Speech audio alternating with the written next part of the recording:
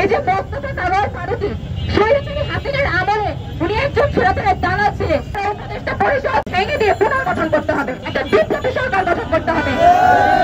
5ই August স্বাধীনতা থেকে অর্জন করেছে, কিন্তু একটা মানুষও বলতে পারবে না যে বাংলাদেশে স্বৈরাচারের যে সকল দালালেরা রয়েছিল তারা পুরোপুরি ভাবে বাংলাদেশ থেকে চলে গিয়েছে, কেউ বলতে পারবে না।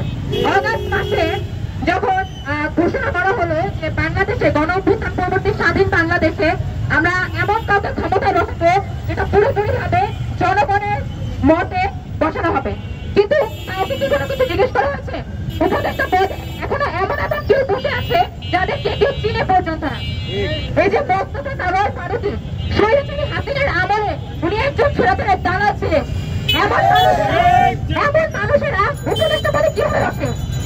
এমনকি পরবর্তী সময়ে এসে বাংলাদেশে যে সকল চাকরিপাতা দালালেরা রয়েছে এখন বিভিন্ন অপরাধ সংঘটিত হচ্ছে, তাদের বিরুদ্ধে কোনো অ্যাকশন পর্যন্ত নেয়নি, যা সরাসরি এটাই প্রমাণ করে যে তারা এখনো স্বৈরাচারের চাকরিপাতে আমলের কাজ করতে চাচ্ছে এবং তারা চাচ্ছে এই চাকরিপাতা পুনরাবৃত্তি ঘটুক। আমরা এই স্বাধীন বাংলাদেশে এসে কোন স্বৈরাচারের দালালকে আর ক্ষমতায় দেখতে চাই না।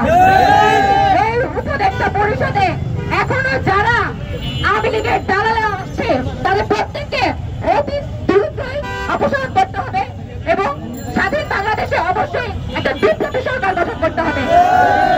এই আওয়ামী লীগের আমলাদের দিয়ে তৈরি করা উপদেষ্টা পরিষদ অতি বিলম্বে ভেঙে দিয়ে পুনর্গঠন করতে হবে।